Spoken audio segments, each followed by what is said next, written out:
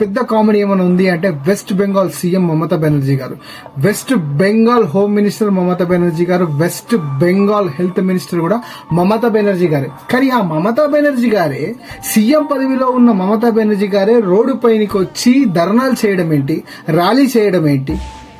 పెద్ద పోస్ట్ లో ఉన్న తను ఎవరైతే చేసిందని తెలిసిన తర్వాత కూడా తను రోడ్డు మీదకి వచ్చి ఇలా ర్యాలీ చేయడం అనేది ఒక నవ్వుకునే సిచ్యువేషన్ లా అనిపిస్తుంది. అసలు ఏమైంది? ఆగస్టు 9 రోజు ఆగైతే డాక్టర్ డ్యూటీ చేస్తుందో తను ఆ రోజు డ్యూటీ అయిపోయిన తర్వాత సెమినార్ హాల్లో పడుకోవడం జరిగింది. దాని తర్వాత పొద్దున 5 గంటలకి అక్కడ ఉన్న ఎవరైతే అడ్మినిస్ట్రేటర్ వాళ్ళు చూసి వాళ్ళ మమ్మీ డాడీకి కాల్ చేయడం జరిగింది, మీ అమ్మాయి ఆత్మహత్య చేసుకుంది అని. కానీ కథలోకి వెళ్తే అసలు చేసిన వాడు ఎవరు?